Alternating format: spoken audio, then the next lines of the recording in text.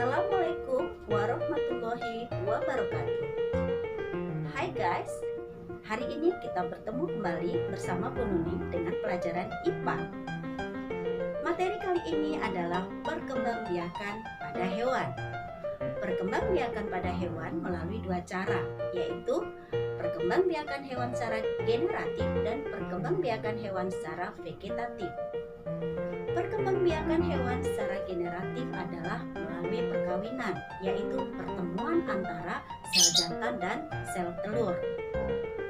Perkembangbiakan hewan secara generatif melalui tiga cara, yaitu perkembangbiakan vivipar atau melahirkan, perkembangbiakan ovipar atau bertelur, dan perkembangbiakan ovovivipar, yaitu perkembangbiakan bertelur dan sekaligus melahirkan. Mari kita bahas satu persatu. Yang pertama adalah perkembangbiakan hewan secara vivipar. Vivipar adalah perkembangbiakan hewan dengan melahirkan atau beranak. Ciri-ciri hewan yang vivipar atau melahirkan adalah yang pertama memiliki kelenjar susu dan menyusui. Yang kedua adalah memiliki daun telinga. Dan yang ketiga adalah tubuhnya dipenuhi atau ditutupi dengan rambut. Hewan-hewan yang vivipar berikut adalah contohnya kambing, kucing, sapi, dan sebagainya. Pada umumnya hewan vivipar ini terjadi pada hewan mamalia. Berikutnya yang kedua adalah hewan ovipar. Ovipar adalah hewan yang berkembang biak dengan cara bertelur. Embrio atau telur ini akan dierami oleh induknya sebelum menetas menjadi individu baru. Ciri-ciri hewan ovipar adalah satu, tidak memiliki daun telinga. Yang kedua, tidak menyusui, jadi tidak mempunyai kelenjar susu. Contoh hewan ovipar atau yang berkembang biak dengan bertelur adalah ayam, itik, serangga, dan lain sebagainya. Yang ketiga adalah ovovivipar. Apakah ovovivipar itu? Ovovivipar adalah perkembangbiakan pada hewan dengan cara bertelur dan sekaligus melahirkan. Pada awalnya, embrio atau janin hidup di dalam telur induknya yang ada di dalam perut atau tubuh induknya. Setelah telur itu menetas, kemudian induk tersebut akan melahirkan individu baru atau spesies baru yang sejenis. Contoh hewan yang berkembang biak dengan ovovivipar adalah kadal, sebagian jenis ular, dan sebagainya. Perkembangbiakan selanjutnya adalah perkembangbiakan pada hewan secara vegetatif. Artinya adalah perkembangbiakan secara vegetatif tanpa melalui perkawinan, yaitu tidak adanya terjadi pembuahan antara sel jantan dan sel betina. Perkembangbiakan secara vegetatif pada hewan ini melalui tiga cara, yaitu yang pertama adalah perkembangbiakan secara tunas, perkembangbiakan secara fragmentasi, dan perkembangbiakan secara membelah diri. Mari kita bahas satu persatu. Yang pertama adalah tunas atau bertunas.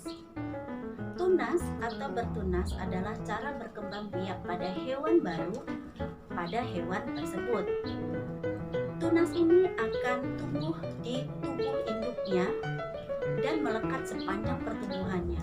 Sampai pada akhirnya tunas ini akan melepaskan diri dari tubuh induknya dan menjadi individu baru. Contoh hewan yang berkembang biak dengan bertunas adalah hydra dan porifera. Yang kedua adalah fragmentasi. Apakah fragmentasi itu? Fragmentasi adalah cara hewan berkembang biak dengan memotong tubuhnya sendiri. Dan potongan-potongan tersebut akan menjadi individu-individu baru. Contohnya adalah planaria, cacing pipih, cacing hati, dan sebagainya.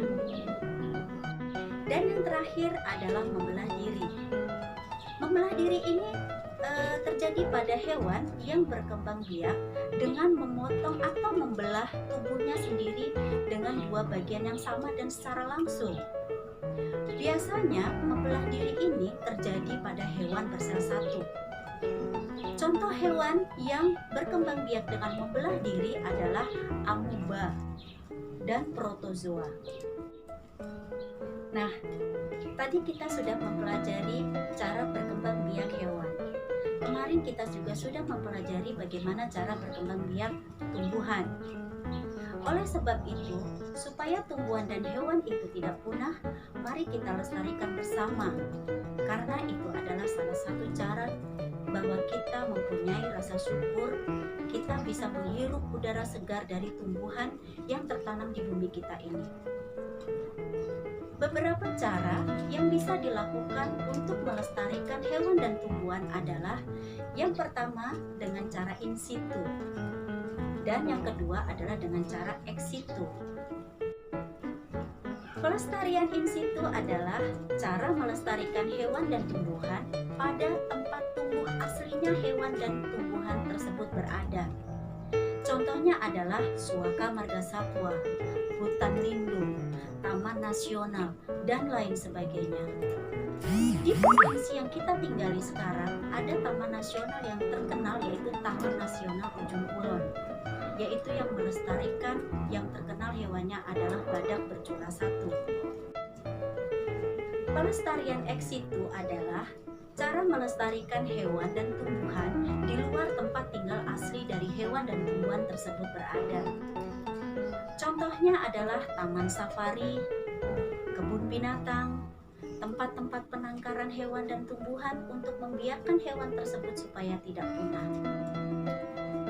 Kemudian selain itu, ada cara-cara yang bisa kita hindari untuk melindungi hutan kita. Selain in situ dan ex situ, kita bisa melestarikan hutan yang ada di sekitar kita atau yang ada di daerah kita. Bagaimana usaha kita untuk melestarikannya? Yang pertama adalah dengan tidak menebang pohon sembarangan. Bisa dengan reboisasi, bisa dengan tebang pilih tanam, dan lain sebagainya yang kita bisa lakukan. Nah, demikianlah yang kita pelajari tentang perkembangbiakan baik tumbuhan maupun hewan dan bagaimana cara melestarikan tumbuhan atau hewan tersebut. Terima kasih sudah memperhatikan pembelajaran hari ini. Semoga bermanfaat untuk kalian. Assalamualaikum warahmatullahi wabarakatuh. Bye-bye.